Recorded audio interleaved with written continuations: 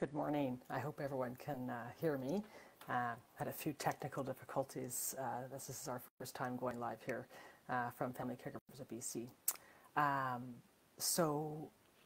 As we navigate this uncharted territory and attempt to keep up with new information on COVID-19, the team at Family Caregivers of BC, we're constantly looking for ways to support family caregivers and even to determine our next steps to support family caregivers and the people they're caring for. So sometimes it feels hard to know what to do from a nonprofit perspective, planning, or even an individual perspective. But there's some things we've been talking about as a group that we feel we can do right now. So it's why we're starting to reach out and use social media and this online platform to help support family caregivers that might be feeling and seeking more support. So in the spirit of compassion and courage, we're jumping right in with 2 feet and doing our very first Facebook Live.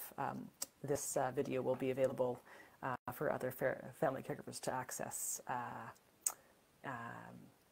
once it's been finished the live event. So I think it's just important to acknowledge that this is a shared experience that we're all going through. It's pretty stressful for everyone, and we don't know how long it's going to go on for. There's this power in sharing common experience and learning from each other's personal experiences so we can support one another and show compassion. So thank you for being here today. Before we begin today's topic, we want to make sure you know how to connect with us and how we can support you. So if you're an active user on Facebook, you can send us your questions, ideas, and current concerns through our messenger, and we'll be sure to monitor the inbox on a regular basis to help direct you and support you to a resource or encourage you to call the Caregiver Support Line.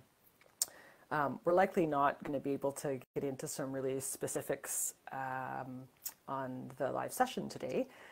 We probably won't be able to answer any particular specific questions, but we did want to provide a starting place for family caregivers to come and to visit. The other thing that's really important to know is that at Family Caregivers of BC, we really take confidentiality and privacy very seriously. But this live session is open to everyone who's on Facebook, and so we simply don't have any steps that can protect your privacy as a user when you're on here or the content that you share. And so we just want to remind people of that. We want to make sure that we understand that experiences and information that we express here are meant to speak to caregivers on a general level, and they may or may not reflect your own personal experience or values, and we want us all to bring compassion and understanding to the conversation. We also want to encourage people to really check our website regularly, sign up for our newsletter and social media feed as we're trying to provide regular updates and recommendations from public health guidelines and supportive resources. So today we're talking about how to support remotely caregiving during times of physical distancing. So there are many free resources and programs right now, and we won't be able to speak to all of them, but we will do our best to make sure they're captured in the comments below and on our website. So I think, first of all, one of the things that we're also really following guidelines ourselves is to follow the public health guidelines. So whether it's the World Health Organization or our national or provincial government and health authorities are reinforcing that, especially people who are older and people with pre-existing medical conditions are most at risk and seem to be affected the most by the coronavirus. But there's still a lot of unknowns. So maintaining a healthy physical distance, they talk about the idea of the 6 feet, the width of a car or the length of 2 arms stretched out. Is really critical for individuals that aren't showing any symptoms and avoiding contact altogether, of course, if someone is experiencing any flu-like symptoms. And of course, the practicing the 20-second hand wash has also been a really important public guideline. And so often, one of the questions we've been getting from some caregivers has been around, well, how do I care with someone who's got challenges with cognition or remembering to wash their hands? So it can be really hard to adhere, to those guidelines. And so some caregivers are providing some extra support and or written reminders to remind those individuals about hand washing, or if they're able to actually show them.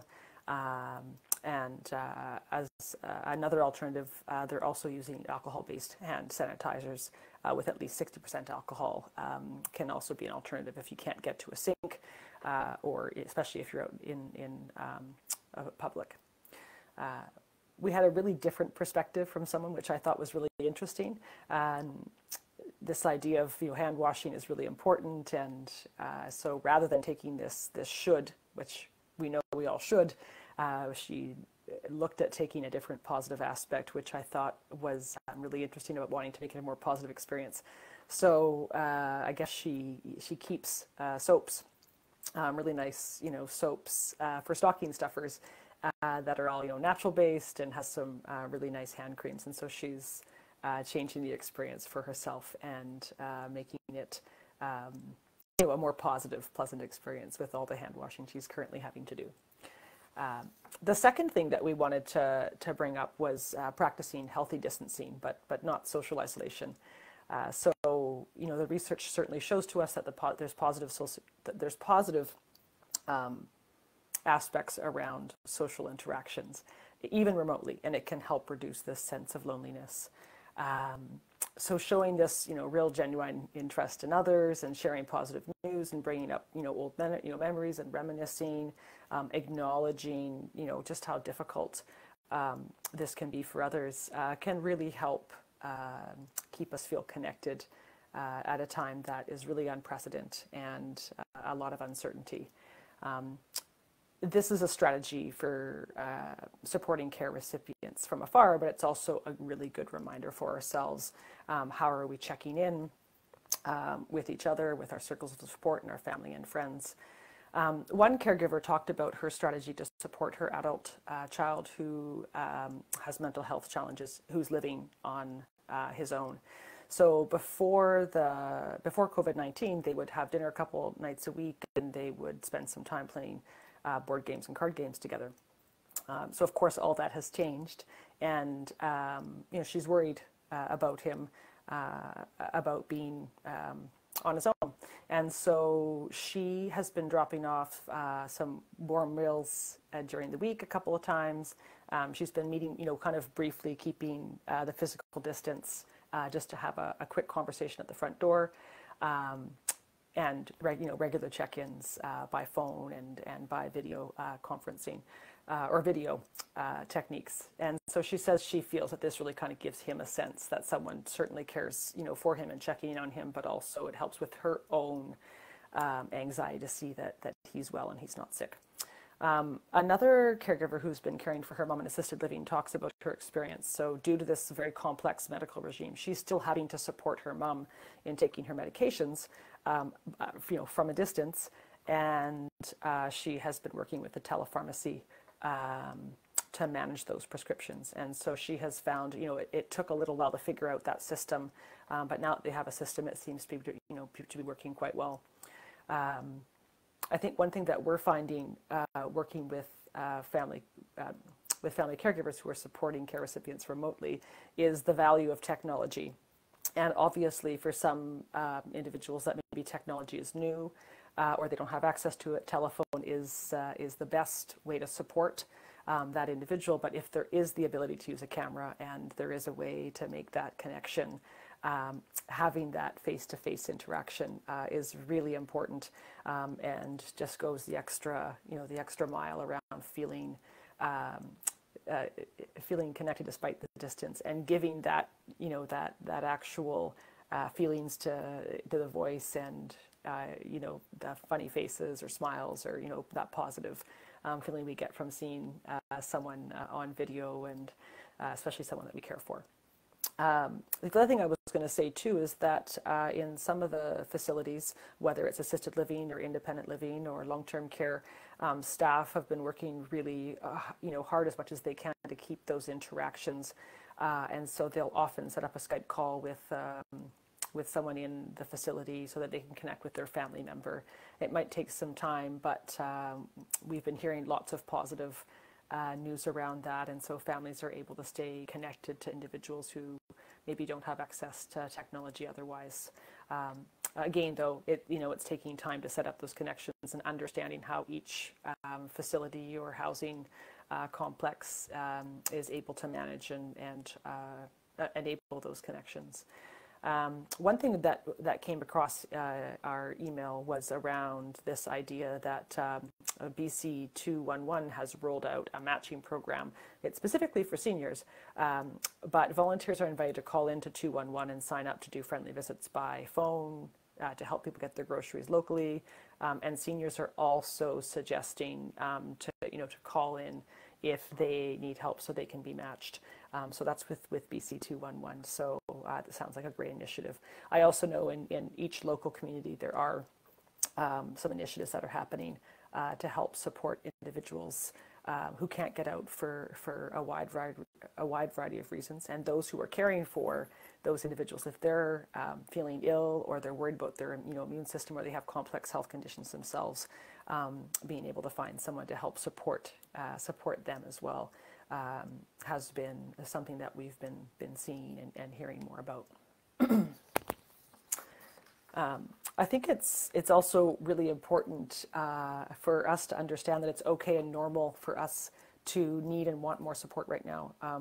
We're under really unique circumstances with family caregivers. Many who have been managing their role very well up until these circumstances where things are very different, and so.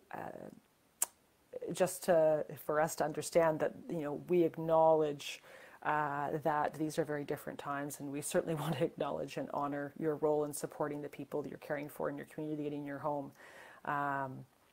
We had a call from a woman who's dealing with her own health issues. She has her own complex care. She's supporting a spouse with a brain injury, and under normal circumstances she'd be able to cope well.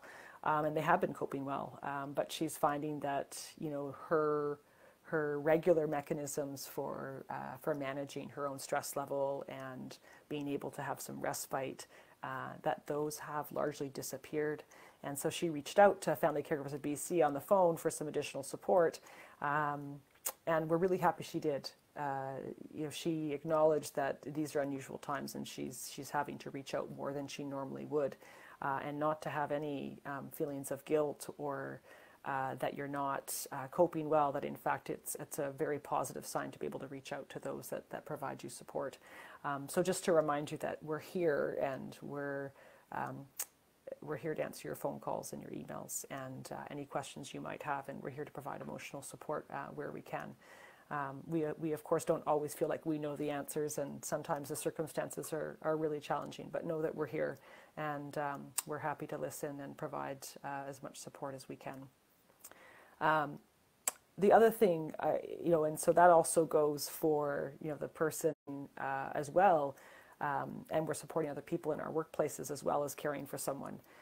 Knowing that that we also need that additional support from those other different resources. So whether it's developing a WhatsApp group or a text support or a text group on your phone with those key individuals that can provide and receive support is another way for family caregivers to also continue to manage and to support themselves through the process. One thing that we had recently read, which we thought was a really good idea, was sort of this idea of deciding on a plan. Sometimes we think about worst case scenarios, and that's if what happens as a caregiver, I get sick. And sometimes it's good to walk through that strategy and to have a plan. So if you can, involving the person that you're caring for in discussions on how you'll manage those interruptions of routines, or if you become ill, is who can help support that individual if you're not able to do that. So finding that backup or emergency contact, especially if you're the main caregiver. I think we've been reading so much about this stocking up, and there's much to be said on that. But I think this idea of ensuring that you have the person you're caring for has enough supply around food or access to frozen meals, and we've got an elderly neighbor who receives frozen meals, and we have just helped top her freezer up so that she doesn't have to worry about reordering those. And individuals being able to drop off some additional meals to go into those freezers. So those are some ideas around be able to have a plan in place. And lastly, I think we were talking about this idea of trying to to manage our own feelings around this whole experience, whether it's stress and anxiety, and some of the things that we've been finding helpful as we've been talking to different caregivers and as supports, as a group, is this idea of trying to minimize what we watch or reading or listening to the news that causes us to feel, anxious. So, if reading that before bed creates anxiety or stress, then we're moving that and picking, one time or two times during the day to help update ourselves, because that's also really important. This idea of, ensuring that we're seeking information from trusted sources so that we can take some real practical steps, or you can take practical steps to prepare your plans and protect yourself and the people you're caring for. I think this idea that, when we feel well informed with facts, it does actually help minimize some of the uncertainty and some of the fears. So that brings us to the end of our first live Facebook event, and I want to thank everyone for showing up, and I hope that some of you were able to gain a few golden nuggets. If there's anything you'd like to share, please put them in the comments or send us a message. We'd like to take this information and make sure we get it posted on our website. So we're always happy to have feedback and ideas from family caregivers across BC. So wishing you all a happy and safe and healthy Tuesday, and we'll see you again next week. Bye for now.